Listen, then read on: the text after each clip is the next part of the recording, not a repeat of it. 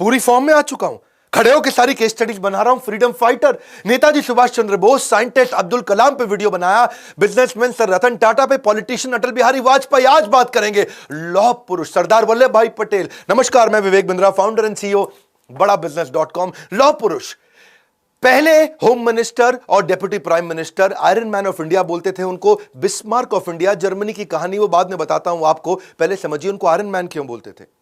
छोटी उम्र में एक बार उनको फोड़ा हो गया, फोड़े में भर गई पस, वहां तक बहुत दर्द। डॉक्टर बोला कि इसमें तो थोड़ा जलता हुआ गर्म लोहा डालना पड़ेगा, फोड़ना पड़ेगा फोड़े को।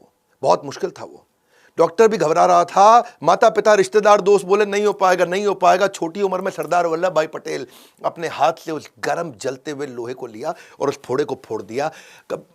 एक्चुअली टॉलरेट करने की दर्द को ना बहुत बड़ी एबिलिटी थी उनके अंदर, फियरलेस थे, डरते नहीं थे। विल पावर उनकी बचपन से दिखती थी। आपने कभी सोचा है अगर सरदार वल्लभ भाई पटेल नहीं होते तो देश कैसा होता?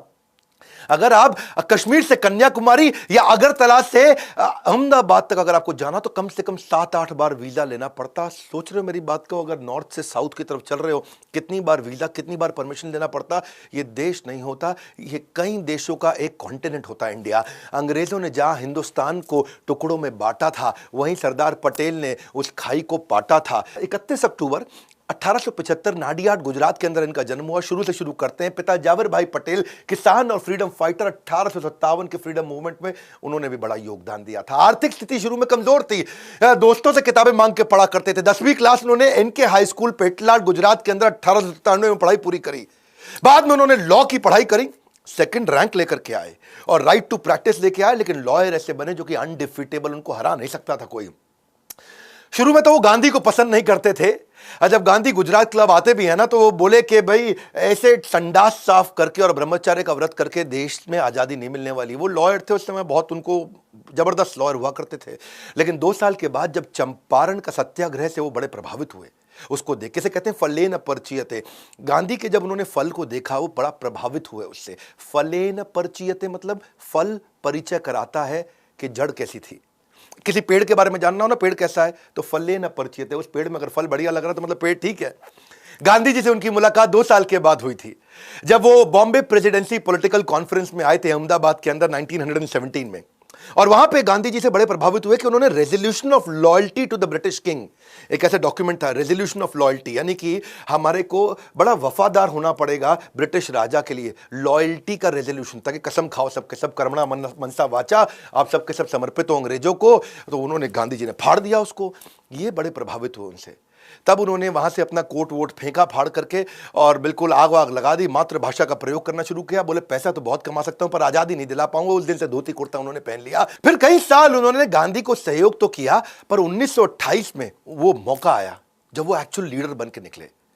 हुआ क्या था कि गुजरात में जो कुछ किसान थे उनकी फसल खराब हो गई थी। बारदोली तालुका के थे किसान गुजरात में, और जो अंग्रेज थे, किसानों की फसल थी नहीं, 6 से 22% तक टैक्स बढ़ा दिया और बोला तुम टैक्स नहीं दोगे तुम्हारी जमीनें हड़प लेंगे। ये किसान पहुंचे गांधी जी के पास, गांधी जी बिजी थे, उन्होंने पहली बार सरदार पटेल को भेजा। तब तक वो सरदार नहीं थे, जब तक वो वल्लभ भाई पटेल हुआ करते थे।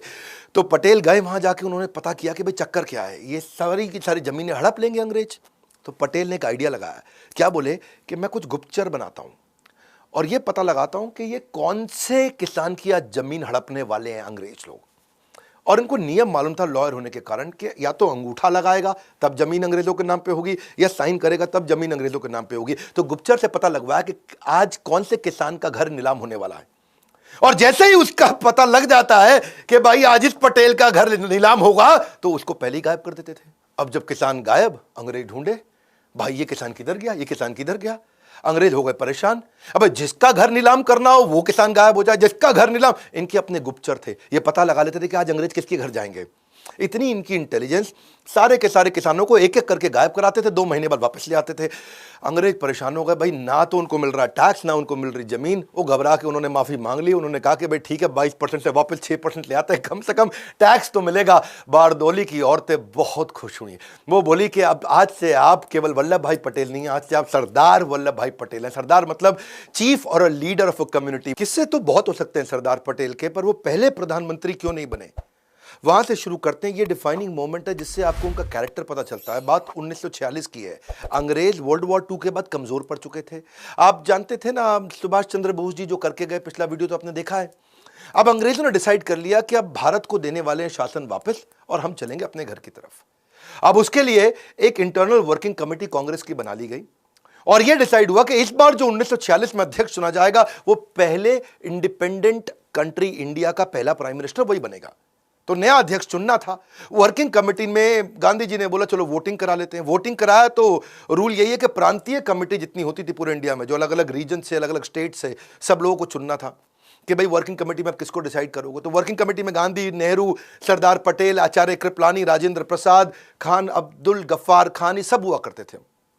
और सारी प्रांतीय कमेटियों ने जब अपने अपने वोट दिए तो उस दिन वर्किंग कमेटी की मीटिंग जहां बैठी और वहां सब खोल के चेक किया गया तो कृपलानी हैरान हो गए और उन्होंने कहा कि एक्चुअली नेहरू के नाम पे किसी ने वोट नहीं किया पूरे देश में। 15 में से 12 लोगों ने सरदार पटेल के नाम पे किया, 2 लोगों ने कृपलानी के नाम पे किया और 15वें का पता ही नहीं चला। अब इसमें जब गांधी ने देखा कि भाई सारे के सारे सरदार पटेल को एक्चुअली वोट इसलिए करते थे क्योंकि उनकी ऑपरेशनल कैपेबिलिटी अच्छी थी, पूरे देश में उनका एक्सेप्टेंस था, सारे के सारे देश के लीडर्स उनको बड़ा मानते थे। अब वर्किंग कमेटी ने कहा कि ठीक है, प्रांतीय कमेटी ने जो किया, गांधी जी आपका क्या विचार है। गांधी जी ने वहीं पर तुरंत नेहरू से पूछा कि मैं नेहरू, तुम्हारे लिए किसी ने वोट नहीं किया, सबने सरदार पटेल के लिए वोट किया है, तुम्हारा क्या विचार है। गांधी जी ने औपचारिकता के लिए पूछ लिया तुम्हारा क्या विचार है। नेहरू ने कोई जवाब नहीं दिया। नेहरू ने मुंह नीचे कर लिया और मुंह नीचे करके चुप हो गए। गांधी जी ने बोला बोलो, उन्होंने मुंह नीचे ही रखा और जवाब नहीं दिया। गांधी जी को समझ आ गया कि नेहरू दूसरे नंबर की पोजीशन को एक्सेप्ट नहीं करना चाहते, प्रधानमंत्री वही बनना चाहते हैं। अंदर से गांधी की भी इच्छा थी कि इसको प्रधानमंत्री बनाया जाए। तो गांधी ने एक कागज निकाला और कागज पे कुछ लिखा, उसको फोल्ड करके वहीं सरदार पटेल को दे दिया। सरदार पटेल ने जैसे ही कागज खोला तो उन्होंने कागज फोल्ड करके वापस अपने जेब में रख लिया और वहीं उन्होंने बोला कि मैं अपनी दावेदारी अध्यक्ष के पद से वापस लेता हूं। सब देखने लगे सरदार पटेल को, सब समझ गए कि गांधी जी ने मना कर दिया कागज पर लिख के और उन्होंने अपनी दावेदारी तुरंत वापस भी ले ली। अब बात यह है कि सरदार पटेल उस एकलव्य की तरह थे और गांधी उस द्रोणाचार्य की तरह थे जो अपने अर्जुन नेहरू प्राइवेटली उसी को आगे बढ़ाना चाहते थे। और नेहरू क्योंकि अध्यक्ष बनना चाहते थे, बाद में जब यह डिसाइड हो गया कि यही प्राइम मिनिस्टर बनेंगे आगे चल के, तो कुछ पत्रकारों ने आकर के पूछा भी गांधी से कि जब पूरा देश चाहता था कि सरदार पटेल को ही प्रधानमंत्री बनाया जाए, उन्हीं को अध्यक्ष बनाया जाए ताकि वो प्रधानमंत्री बने, क्या आपको विश्वास नहीं था सरदार पटेल की कैपेबिलिटीज पे। गांधी बोले नहीं, विश्वास तो पूरा है, लेकिन दूसरे नंबर का पोजीशन नेहरू एक्सेप्ट नहीं करते। तो बोले कोई बात नहीं, पूरा देश तो सरदार पटेल को चाहता था। बोले सरदार पटेल तो मेरी बात मान जाते हैं ना, नेहरू मानता नहीं। और नेहरू जो है ना, उसके साथ दिक्कत यह, अगर वो नहीं मानता और वो कांग्रेस तोड़ देता तो अंग्रेज उसका बड़ा फायदा उठा लेते हैं। Nehru is the only English man, Nehru ही एक अकेला इंग्लिश मैन है हमारे देश के अंदर जो जाके अंग्रेजों के साथ बातचीत कर लेगा। वो अपना बढ़िया सफारी सूट पहन के, हाथ में पाइप लेके, यहाँ गुलाब का फूल टांग के आगे चलेंगे। एक्चुअली पहले भी 1929 में, 1936 में, 1939 में भी गांधी ने सरदार पटेल को पीछे किया था। तेजस्वी मान अपना खोजते नहीं है, अपनी पैरवी बतलाकर पाते हैं जग में सम्मान, प्रचंड कर्म दिखलाकर। ऐसे थे सेल्फलेस और निस्वार्थ सरदार पटेल। पार्टीशन के समय में माउंटबेटन ने डिसाइड किया कि एक कमेटी बनाते हैं और डिसाइड करते हैं। देखो ये पार्टीशन जो था ना, ये एक ऐसा स्टार्टअप का डीमर्जर हो रहा था, एक तरह से समझो 2 नए देश बनने वाले थे। और जैसे समझो जब हीरो और होंडा अलग हुए तो डिसाइड करना था कि भाई हीरो के पास क्या जाएगा, होंडा के पास क्या जाएगा। वो डीमर्जर हो रहा है। मैन पावर किसके पास जाएगी, कैश इन सरप्लस किसके पास जाएगा, रिजर्व्स किसके पास जाएंगे, लायबिलिटी किसके पास आएगी, प्लांट किसके पास जाएगा, मशीनरी किसके पास जाएगी, जमीनें किसके पास जाएंगी। ऐसे ही माउंटबेटन ने डिसाइड करना था कि मेरे को यहाँ से भारत की तरफ से और पाकिस्तान की तरफ से, दोनों की तरफ से मुझको एक एक लीडर चाहिए इस मीटिंग में जो नेगोशिएट करेगा। पाकिस्तान की तरफ से मोहम्मद अली जिन्ना खुद ही सामने आ गए और मोहम्मद अली जिन्ना छोटी छोटी चीज़ों पे बहुत तंग करते थे। दकियानूसी, रूढ़ीवादी, गांव की चिड़चिड़ी, हर बात पर बहस करने वाली सास की तरह थे। और नेहरू जानते थे कि इतना नेगोशिएट हमारी तरफ से तो खाली सरदार पटेल कर सकते हैं, तो उन्होंने सरदार पटेल को आगे कर दिया। अब हर एक चीज़ पे बहस होने लगी। वो 3 महीने बड़े अजीबोगरीब गए। उन 3 महीनों में पाकिस्तान को उन्होंने बोला कि भाई तुमको आधा आधा कुछ नहीं देंगे, हर चीज का लगभग 80% हमको मिलेगा, 20% तुमको मिलेगा। तुम्हारा क्षेत्रफल भी छोटा है, तुम्हारी पॉपुलेशन भी कम है। और पाकिस्तान को अगर तुम्हें हम इतनी सारी फैसिलिटी दे रहे हैं तो हमारे कर्जे को भी तुम्हारे को अपने ऊपर लेना पड़ेगा। तो ये थे सरदार पटेल, जिन्होंने बड़ा अच्छा नेगोशिएशन कराया कि भाई कैश में सोना चांदी, डाक की टिकटें, पोस्टल रेवेन्यू स्टैंप, ये सब कैसे डिवाइड किए जाएंगे। 400 करोड़ रुपया उस समय भारत के पास हुआ करता था। तो जिन्ना ने बोला कि भाई आधा आधा कर दो, 200 तुम रखो 200 हम रखेंगे। सरदार पटेल बोले नहीं, तुमको 75 करोड़ ही मिलेंगे, क्योंकि तुम्हारी जनसंख्या और खर्च दोनों ही कम है हमसे, तो उसमें से 20 करोड़ तुमको अभी दे देंगे, 55 करोड़ बाद में दे देंगे। जिन्ना चालाक थे, एक मौका भी नहीं छोड़ना चाहते थे। बोले मुझको करेंसी प्रिंटिंग मशीन भी दे दो। सरदार पटेल बोले अपना देश बना रहे हो, हर चीज मांगोगे क्या, भिखारी हो, अपनी प्रिंटिंग मशीन खुद ही बना लो वहां पे जाकर के, तब तक जितने नोट चाहिए हमसे ले जाना, काम चला लेना। जिन्ना बोले कोई बात नहीं, चलो आईबी दे दो, अपना इंटेलिजेंस ब्यूरो मेरे को दे दो, उसको भी आधा आधा डिवाइड करेंगे। सरदार पटेल बोले भैया ऐसा है, सुनो, देश का बंटवारा हो रहा है, राज का, हमारे सीक्रेट्स का बंटवारा नहीं हो रहा। क्योंकि जानते थे सरदार पटेल, अगर इंटेलिजेंस ब्यूरो उनको दे देंगे तो ये सारे हमारे इंटेलिजेंस ब्यूरो के राज लेकर के फिर हमको नुकसान करेंगे। माउंटबेटन जो थे वो बोले मेरे पास 2 गाड़ियां हैं, चलो उनको भी रख लो। एक गाड़ी सोने की थी, एक चांदी की थी। तो जिन्ना जो है अपना लाठी घुमाते हुए जा करके सोने की गाड़ी का दरवाजा खोले, उसमें जाके बैठ गए, सोने वाली तो हम ही लेंगे। सरदार पटेल देखिए यार, ये आदमी तो हर चीज में चिढ़ेगा। सरदार पटेल ने बोला नहीं देते तुमको, एक काम करो, चलो टॉस करो, सिक्का उछाल लो, हेड टेल, देखते हैं किसके हाथ में सोने की आती है चांदी की आती है। माउंटबेटन ने सिक्का उछाला और बोला हेड टेल। सरदार पटेल ने बोला हेड, तो वो जीत गए। सोने की गाड़ी भारत को मिल गई, चांदी की उनको मिल गई, भाई पाकिस्तान को। सरदार पटेल जिन्ना को समझ चुके थे। जिन्ना ने बंटवारे के बाद भी तंग किया। सरदार पटेल उनको एक साथ पैसा भी इसीलिए नहीं दे रहे थे कि इनको एक बार में पैसा दूंगा तो ये बाद में मुझको तंग करेगा। तो 75 करोड़ में से खाली 20 ही दिया था। गांधी जी बोले बाकी पैसा उनको दे दो। बंटवारे के बाद उन्होंने देखा कि जब जिन्ना दोबारा से आतंकवाद की सारी हरकतें उन्होंने शुरू कर दी, सरदार पटेल ने बोला अब तो पैसा नहीं दूंगा। गांधी जी बोले ठीक है, मैं अनशन कर लेता हूं। सरदार पटेल समझ रहे थे, गांधी जी बात बात पे अनशन कर रहे थे। वो उनके जाके चरण भी छूते, नहीं नहीं गांधी जी माफ करिए, मैं दे दूंगा, ये हमको भी तंग करेंगे। और सरदार पटेल सरदार भी थे, एकदम बहुत मजबूत भी थे। तो वो एक ऐसे व्यक्ति थे जो सारे माहौल के हिसाब से काम करते थे। कलकत्ता में इन्होंने दोबारा दिक्कतें करी, 5000 लोग वहां मारे गए, हिंदू मुसलमान के झगड़े हो रहे हैं। 7 सितंबर 1947 को उन्होंने एक आदेश दे दिया, दंगाइये को देखते गोली मार दो। हाँ, यहां पे लाहौर को, मैं दिल्ली को एक और लाहौर नहीं बनने दूंगा, क्योंकि वो मानते थे कि एकता ही देश की तकदीर है, और जिसमें एकता नहीं है वो देश तो फकीर है। हजरत निजामुद्दीन में सारे मुसलमानों को जब दिक्कत आई, सरदार पटेल वहां पहुंच गए, बोले सारे मुसलमानों की रक्षा मैं करूंगा। भाई जो हमारे देश को मुसलमान वफादार नहीं हो, भले ही पाकिस्तान चला जाए, पर जो हमारे देश में रहेगा उसकी रक्षा मैं करूंगा। उन दिनों जिस समय जब ट्रेन पाकिस्तान से इंडिया आती थी तो उसमें हिंदुओं की लाशें होती थी, तो उन्होंने अमृतसर से मुसलमानों की लाशें भेजनी शुरू करी। तो सरदार पटेल खुद अमृतसर पहुंच गए कि ये तो वो शहर है जहां हिंदू और सिख और मुसलमानों के खून को जलियांवाला बाग से रंगा गया था। भाई सारे सिखों को ध्यान रखना पड़ेगा। और जाकर के उन्होंने वहां भी बोला कि भाई मुसलमानों को अब नहीं मारेंगे। समूहम सर्वभूतेषु, सरदार पटेल ऐसे व्यक्ति थे जो मुसलमान और हिंदुओं सबकी रक्षा करना चाहते थे।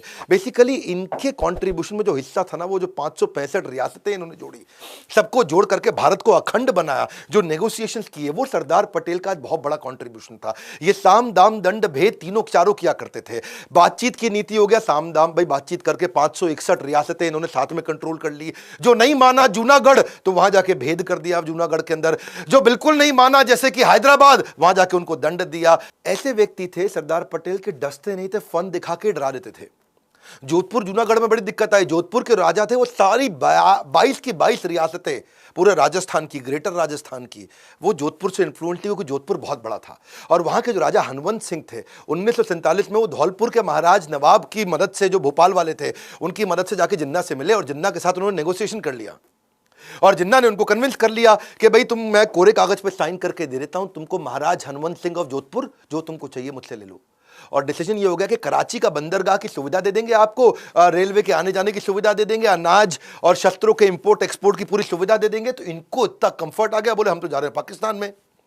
और जोधपुर के इन्फ्लुएंस के चक्कर में राजस्थान की जो बाकी 21 रियासतें थी, वो भी जोधपुर के पीछे पीछे चलती थी। उन्होंने भारत के साथ जुड़ने को मना कर दिया। सरदार पटेल के लिए बहुत दिक्कत आ गई। सरदार पटेल ने जो वीपी मेनन, ये वीपी मेनन पे एक वीडियो बनाना बनता है, बहुत जबरदस्त आदमी थे उनके टाइम के। उन्होंने उसको भेजा कि जाओ भैया तुम जोधपुर के महाराज से जाके मिलो और उनको बोलो इंस्ट्रूमेंट ऑफ एक्सेशन पर साइन कर दो, तुम भारत के साथ ही रहने वाले हो।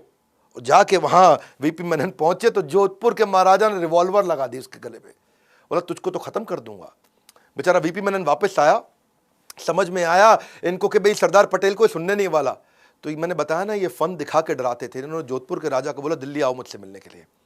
जोधपुर के महाराज जब दिल्ली पहुंचे, हनुमंत सिंह को मिलने के बाद बोले कि तुम्हारे जो पिता है ना, वो मेरे बहुत अच्छे दोस्त थे और तुम्हें मेरी देख रेख में छोड़ के गए हैं।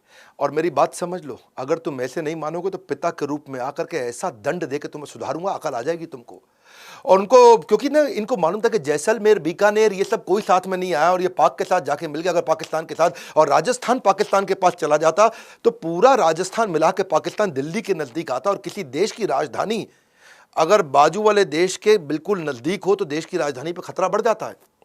तो इन्होंने उनको समझाया जोधपुर के राजा को, भाई मेरी बात सुन, तेरे जो जनता है ना वो तेरा साथ नहीं देगी, सारी जनता तेरी हिंदू है और पाकिस्तान के साथ जबरदस्ती जोड़ा तो जनता समेत मैं तेरे खिलाफ खड़ा हो जाऊंगा, खत्म कर दूंगा। तो नतीजा बाद में यही निकला कि इन्होंने साइन कर दिया, बोला ठीक है जी सरदार पटेल जी माफी मांगता हूं, सारी 21 रियासतें इनके साथ वापस आ गई। इधर पूरा राजस्थान कंट्रोल में आया, लेकिन गुजरात का जूनागढ़, वहां हो गई दिक्कत, क्योंकि जूनागढ़ में पॉपुलेशन तो हिंदू की थी, राजा मुसलमान था। वो बोला हम पाकिस्तान से मिलेंगे। बिना लड़े सरदार पटेल ने वीपी मेनन को फिर बोला, जाओ भैया जूनागढ़ पहुंच जाओ, इस बार मैं लड़ूंगा नहीं। बिना लड़े कैसे करेंगे, इसे बोलते हैं कूटनीति। बोला राजा से मत मिलना, जागीरदारों से मिलो।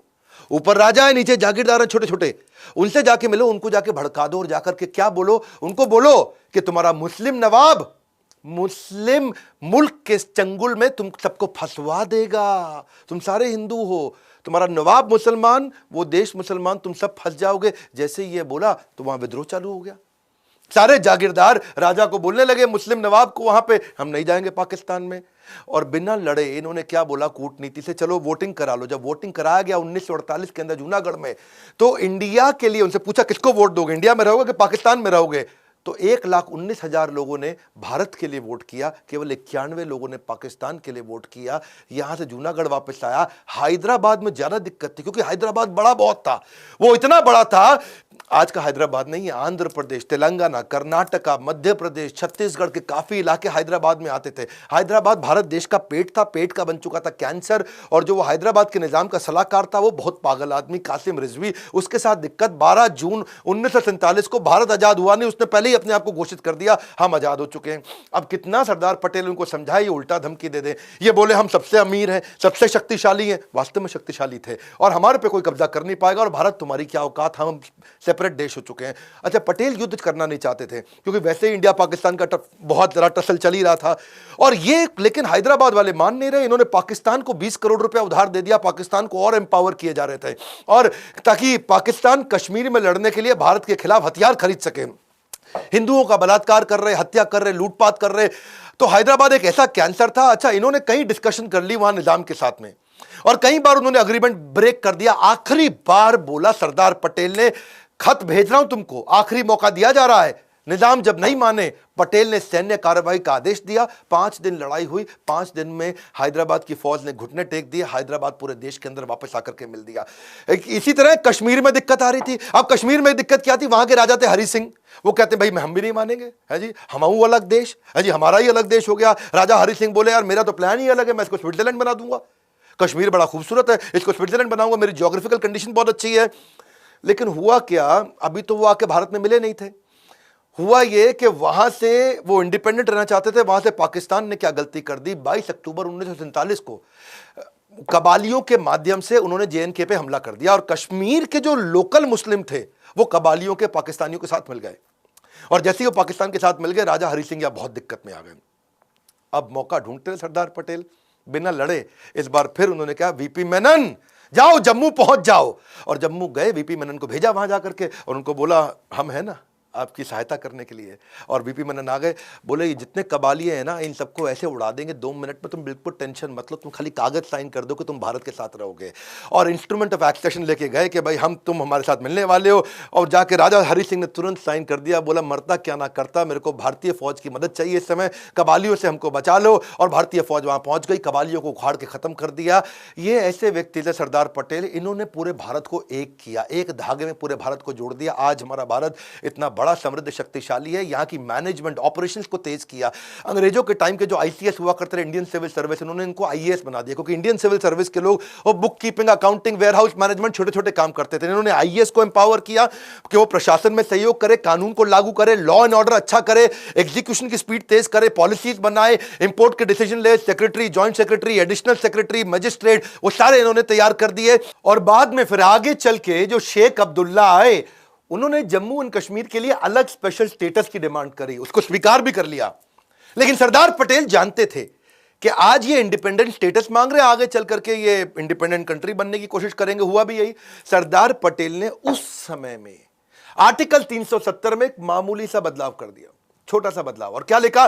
संसद जब चाहे राष्ट्रपति के अप्रूवल से धारा 370 को खत्म कर सकती है। आज हमारी सरकार ने उसी का फायदा उठा करके जम्मू कश्मीर को पूर्ण रूप से भारत में मिला लिया है। ये पैटर्न बेस्ड प्रेडिक्शंस कर लेते थे। चाइना के बारे में शुरू से समझ रहे थे। विदेश मंत्रालय सरदार पटेल के पास नहीं था, नेहरू के पास था। लेकिन ये फिर भी बिहेवियरल पैटर्न चाइना का ऑब्जर्व कर रहे थे कि चाइना का जो विस्तारवाद, यानी कि जो सिक्किम को, तिब्बत को, सबको एक्वायर करना चाहता है, उसके कंसिस्टेंट एफर्ट कर रहा है, सिक्किम भी मेरा हो जाए, तिब्बत भी मेरा हो जाए, ये सरदार पटेल पहचान रहे थे। पटेल ने बोला नेहरू को, ये कम्युनिस्ट पावर है, हम डेमोक्रेटिक हैं, इनसे दूर रहो, कम्युनिस्ट से दूर रहो। लेकिन नेहरू ने जाकर उनको प्रमोट कर दिया, चाइना को, यूनाइटेड नेशन सिक्योरिटी काउंसिल में, उनको परमानेंट मेंबर भी बना दिया। आगे चल के वही हुआ, 1950 में चाइना ने तिब्बत पे भी अटैक किया, हजारों लोगों की क्रूर तरीके से हत्या करी, औरतों का बलात्कार किया, बच्चियों का बलात्कार किया, महिलाओं की ब्रेस्ट काट दी उन्होंने तिब्बत के अंदर, 22 धर्म गुरुओं को अरेस्ट करके उनको यातनाएं दी। पटेल पैटर्न बेस्ड प्रेडिक्शन समझते थे, ये उनकी इंटेलिजेंस थी। 1962 में फिर से चीन ने हमारे पंचशील समझौते को तोड़ा और अक्साई चीन को उन्होंने आके अपने कब्जे में कर लिया। आज भी वो अरुणाचल प्रदेश, लद्दाख, इस सबको अपने कब्जे में तो लेना चाहता है। चाइना क्या कर रहा है? आज वीटो पावर का इस्तेमाल कर रहा है इंटरनेशनल लेवल पे हमारे खिलाफ। UNSC, United nation security council में हमारे को वीटो पावर ना मिल जाए, उसके लिए वो लगातार काम कर रहा है। जैशे मोहम्मद के फाउंडर जो है मसूद अजहर, उसको इंटरनेशनल टेररिस्ट घोषित नहीं करने दे रहा। कश्मीर के मुद्दे में पाकिस्तान का फेवर कर रहा है। बहरहाल एक युग का अंत हुआ। मुंबई के बिरला हाउस में 15 दिसंबर 1950 को आपका देहांत हुआ, आपका देह अंत हुआ, आत्मा का अंत नहीं। आत्मा आज भी हमारे देश में बसती है। लंबी बीमारी के बाद दिल का दौरा पड़ने से सरदार पटेल हमारे बीच में नहीं रहे। देश के पहले राष्ट्रपति राजेंद्र प्रसाद का कहना है कि जब इंसान अपने पद से नहीं बल्कि अपने काम से प्यार करता है, वही सरदार पटेल बन पाता है। 31 अक्टूबर को उनके जन्मदिन को एकता दिवस के रूप में मनाया जाता है। जैसा सरदार पटेल चाहते थे कि भारत समृद्ध बने, वही इच्छा आज हमने भी बिल्ड करी है कि भारत समृद्ध और एम्पावर्ड बने। आज इस समय अस्त्र शस्त्र का समय नहीं रहा है।